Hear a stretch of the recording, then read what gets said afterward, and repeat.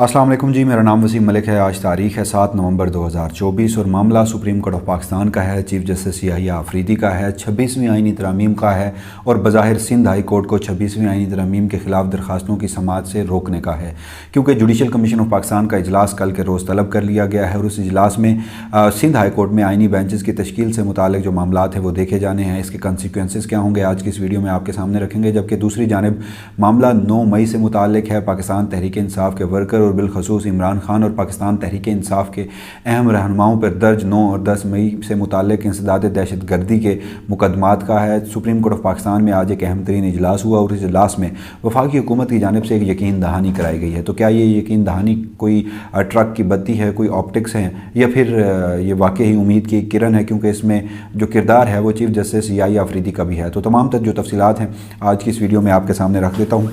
सबसे पहले हम बात कर लेते हैं 26वीं आईनी तरमीम के ख़िलाफ़ जो सिंध हाई कोर्ट में एक दरख्वास्त थी और उसकी समाअत की और उससे मुताल्लिक जुडिशल कमीशन ऑफ पाकिस्तान के इजलास की, और फिर आते हैं इंसदाद दहशतगर्दी अदालत की जानिब। तो जनाब, जहाँ आईनी तरमीम हुई, आईनी तरमीम के तनाजुर में सुप्रीम कोर्ट ऑफ पाकिस्तान में तो चलें एक आईनी बेंच बन गया, मगर वहीं अभी सिंध हाई कोर्ट में आईनी बेंच नहीं बना और सिंध हाई कोर्ट में 26वीं आईनी तरमीम जो है वो चैलेंज की गई थी। 26वीं आईनी तरमीम के ख़िलाफ़ सिंध हाई कोर्ट के 2 रुकनी जज बेंच ने एक तो दरख्वास्त को काबिल समाअत करार दिया था और दूसरा दरख्वास्त पर अटॉर्नी जनरल ऑफ पाकिस्तान और दीगर फ़रीक़ैन और उनके साथ साथ एडवोकेट जनरल सिंध जो हैं उनसे 2 हफ़्तों के लिए जवाब भी तलब कर लिया था। तो इसके बाद एक जो बहस वो ये होने लगी कि क्या इस मरतबा, अब पहले तो कभी ऐसा नहीं हुआ कि कोई भी आईनी तरमीम हो उसकी जो आईनी हैसियत है उसका जायज़ा किसी भी हाई कोर्ट ने लिया हो, मगर ये सवाल ज़रूर होने लगा कि इस मरतबा 26वीं आईनी तरमीम के तनाजुर में कोई हाई कोर्ट जो है वो इसको काबिल समाअत देकर इस पर कोई फ़ैसला करने जा रही है। जिसके बाद 26वीं आईनी तरमीम में था ये कि जहाँ आईनी बेंचेस जो हैं वो सुप्रीम कोर्ट ऑफ पाकिस्तान में बनेंगे, वहीं आईनी बेंचेस जो हैं वो हाई कोर्ट्स में भी बनेंगे और उन हाई कोर्ट्स के आईनी बेंचेस के जो फ़ैसले हैं उनकी जो अपील है वो फिर सुप्रीम कोर्ट में आईनी बेंचेस में आएगी।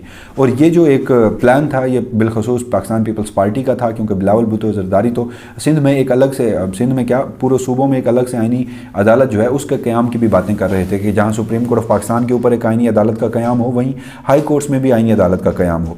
तो उसमें इन 26वीं आईनी तरमीम में आईनी बेंचेस की बात की गई, वो भी एक तरह की आईनी अदालत ही है जो कि सुप्रीम कोर्ट और दीगर हाई कोर्ट से ज़्यादा ताकतवर होगी और उन्हीं हाई कोर्ट्स के अंडर होगी और उनमें उन जजेस को जो इंडिपेंडेंट जजेस हैं जो मुदाखलत कबूल नहीं करते, जो आईन और कानून के मुताबिक फ़ैसले देते हैं, उनको पसे पुस डालकर बज़ाहिर जो इस मुल्क की फ़ौजी इस्टेब्लिशमेंट और वफाकी हुकूमत की सूबाई हुकूमतों की प्रॉक्सीज़ होंगी उसको उन आईनी बेंचेस में एडजस्ट किया जाएगा। तो उसके लिए शर्त ये थी कि 26वीं आईनी तरमीम के बाद हर सूबा जो है वो इन आईनी तरमीम के लिए एक करारदाद मंजूर करेगा और उस करारदाद के बाद जुडिशल कमीशन ऑफ पाकिस्तान का इजलास बुलाया जाएगा और फिर उस इजलास के बाद होगा ये कि उन सूबों में आईनी बेंचेस की तश्कील होगी। हुआ ये यहाँ पर कि जब सिंध हाई कोर्ट जो है वो इस सारे मामले में बाजी ले गई थी, उन्होंने अपनी जजमेंट में ये ज़रूर लिखा था कि चूँकि आईनी बेंचेस जो हैं वो नहीं बने तो इसलिए हम अपना जो ओरिजिनल दायरा अख्तियार है उसे इस्तेमाल करते हुए दरख्वास्त को काबिल समाअत भी करार दे रहे हैं और नोटिस भी कर रहे हैं। तो इसी दौरान जब ये इदराक हुआ कि सिंध हाई कोर्ट जो है वहाँ से ये मामला जो है वो ख़राब हो सकता है, तो फिर पीपल्स पार्टी ने सिंध हाई कोर्ट में करारदाद मंजूर कराई। सिंध हाई कोर्ट की करारदाद मंजूर हुई तो चीफ जस्टिस याहिया आफरीदी ने जुडिशल कमीशन ऑफ पाकिस्तान का इजलास जो है वो तलब कर लिया है। अब होगा ये कि जुडिशल कमीशन ऑफ पाकिस्तान जो है वो आईनी बेंचेस तश्कील देगा कल के रोज़ सिंध हाई कोर्ट की, और जब वो आईनी बेंचेस तश्कील दे दिए जाएंगे तो उसके बाद क्या होगा? उसके बाद वो जो 2 जज साहिबान जिन्होंने 26वीं आईनी तरमीम को काबिल समाअत करार देकर अटॉर्नी जनरल ऑफ पाकिस्तान और एडवोकेट जनरल सिंध से 2 हफ्तों में जवाब तलब किया था, वो तो ये मुकदमा नहीं सुन सकेंगे। और यहाँ पर एक कॉन्फ्लिक्ट ऑफ इंटरेस्ट की भी बात आती है। देखिए, सवाल ये पैदा हुआ कि 26वीं आईनी तरमीम उसके 2 फ़रीक़ैन हैं। सुप्रीम कोर्ट ऑफ पाकिस्तान में एक जजेस का तबका ये है जो उसके विक्टिम है, जो दूसरा तबका ये है जो उसका बेनिफिशरी है। तो क्या 26वीं आईनी तरमीम की आईनी हैसियत को एक तरफ विक्टिम जांचेंगे या बेनिफिशरी जांचेगा? बेहतरीन हल था फुल कोर्ट बैठती, लेकिन full court justice Yahya Afridi ने नहीं बिठाई। चीफ जस्टिस ने जस्टिस मुनीब अख्तर और जस्टिस मंसूर अली शाह का फ़ैसला नहीं माना, कानूनी खिलाफ वर्जी के मुर्तकब हुए जहाँ से वो एक्सपोज हुए पहली मरतबा। तो उसके बाद अब सिंध हाई कोर्ट जो है उसने अपने फ़ैसले में ये भी लिखा कि जो दरख्वास्त गुजार है वो ये चाहता है कि उसका ये कहना है कि दरख्वास्त में कि ये जो आईनी तरमीम है अदलिया की आज़ादी के ख़िलाफ़ है, बुनियादी इंसानी حقوق کے خلاف ہیں اور آئین کا جو بنیادی سٹرکچر ہے اس کے خلاف ہیں. سندھ ہائی کورٹ نے یہاں تک لکھا کہ آئین کا آرٹیکل 239 جو ہے وہ پارلیمنٹ کو اختیار دیتا ہے کہ وہ آئینی ترامیم کرے، لیکن وہ لامحدود اختیار نہیں دیتا کہ آپ عدلیہ کی آزادی ہو، بنیادی انسانی حقوق ہوں یا پھر آئین کا بنیادی ڈھانچہ ہے اس کو تبدیل نہیں کر سکتے. تو وہیں ہائی کورٹ نے کہا کہ ہم آئین پاکستان کے مطابق اس آئینی ترامیم کو جانچ بھی سکتے ہیں. تو ایک ڈر یہ پیدا ہوا، تو پھر جوڈیشل کمیشن آف پاکستان کا جو اجلاس ہے وہ بلا لیا گیا ہے. برحال دیکھتے ہیں کل کے روز کیا فیصلہ ہوتا ہے. دوسری جانب آج کے روز سپریم کورٹ آف پاکستان میں انسداد دہشت گردی کے جو انتظامی ججز ہیں ان کی ملاقات ہوئی. ہوتا یہ ہے کہ جو انسداد دہشت گردی ہے ان کے جو خصوصی عدالتیں ہیں ہائی کورٹ میں ان کے انتظامی ججز ہوتے ہیں اور ان کے ماتحت وہ عدالتیں ہوتی ہیں. تو اسی طرح چاروں ہائی کورٹس بالخصوص اسلام آباد ہائی کورٹ کے جسٹس محسن اختر کھیانی بھی شریک ہوئے اور سپریم کورٹ آف پاکستان کے دیگر ججز بھی شریک ہوئے. اور اس کے بعد ایک اعلامیہ جاری کیا گیا. اس اعلامیے میں یہ کہا گیا، وہی گھسی پٹی رٹی رٹائی باتیں ہیں کہ فلانی اہمیت پر زور دیا، ڈھمکانی اہمیت پر زور دیا، چیف جسٹس نے یہ ہدایت کی، چیف جسٹس نے وہ ہدایت کی، انفراسٹرکچر کو بہتر بنایا جائے، جو ججز ہیں وہ بلا خوف و خطر کارروائی کریں، فیصلے دیں. حضور ججز جو ہیں وہ بلا خوف و خطر کارروائی تب کریں گے جب آپ انہیں پروٹیکشن دیں گے، جب آپ عدلیہ کی آزادی میں مداخلت کرنے والوں سے سوال ہی نہیں پوچھیں گے. آج کے اجلاس میں ہوا کیا؟ آج کے اجلاس کا جو اعلامیہ ہے اس میں تو کوئی خاص بات نہیں، مگر ایک جو بات تھی وہ یہ تھی کہ حکومت وقت، کیونکہ ہم نے آپ کو خبر دی تھی from court room number 1 Maryam Nawaz Khan اور میرا جو مشترکہ ایک یوٹیوب کاوش ہے اب تک مختلف نوعیت کی تفصیلات جو ہیں بالخصوص عدالتی تفصیلات جو ہیں وہ آپ کے سامنے رکھنے کی، تو وہاں پر ہم نے آپ کو بتایا تھا کہ چیف جسٹس یحییٰ افریدی کی ایک ملاقات ہوئی تھی. وہاں پر ہم نے ایک ایکسکلوزیو خبر آپ کے سامنے بریک کی تھی کہ انہوں نے اسلام آباد ہائی کورٹ کے 6 ججز کو خط لکھنے والے ججز کو ملاقات کے لیے بلایا تھا. ملاقات ہو گئی. اس کے بعد کیا ہوا کہ ان ججز کو یقین دہانی کروائی گئی کہ مداخلت نہیں ہوگی. اس کے بعد چیف جسٹس یحییٰ افریدی نے کنسرن کوارٹرز کو، اس ملک کی فوجی اسٹیبلشمنٹ اور وفاقی حکومت کو پیغام بھجوایا کہ اب ان کے دور میں مداخلت نہیں ہوگی. آگے سے اب جواب آیا کہ اب وہ مداخلت نہیں کریں گے. اس سارے معاملے میں 2 چیزیں ہیں. آج چیف جسٹس یحییٰ افریدی نے حکومت اور اسٹیبلشمنٹ کی جانب سے جو پیغام ملا اس کا ججز کو یقین دہانی کرائی کہ اب مداخلت نہیں ہوگی. 2 چیزیں، مداخلت کرنے کی ضرورت ہی کیا رہی؟ اس ملک کی فوجی اسٹیبلشمنٹ اور وفاقی حکومت ہمیشہ ایگزیکٹو جو ہے عدلیہ میں مداخلت اس لیے کرتی تھی کہ اپنے مرضی کے فیصلے کروا سکیں. تو اب جہاں انہوں نے عدلیہ کو مکمل طور پر کنٹرول کر لیا، جہاں انہوں نے عدلیہ میں ایسی ترامیم کی کہ اب پوری کی پوری عدلیہ جو ہے وہ اس اسٹیبلشمنٹ کے سامنے سرنڈر کر چکی ہے، جو اسٹیبلشمنٹ آلریڈی تابع ہے کس کے؟ اس ملک کی فوجی اسٹیبلشمنٹ کے. تو کیا مداخلت کی اب بھی ضرورت ہوگی؟ اور چلیں آئینی معاملات میں تو ہو، لیکن جو دوسرے معاملات ہیں، جو لوور کورٹس ہیں، جو دیگر معاملات ہیں، وہاں پر کیا مداخلت رک جائے گی؟ کیا یہ یقین دہانی ہے؟ کیا یہ امید کی کرن ہے؟ یا پھر یہ ایک لالی پاپ ہے، ٹرک کی بتی ہے؟ مجھے تو بڑی معذرت کے ساتھ یہ ٹرک کی بتی لگتی ہے.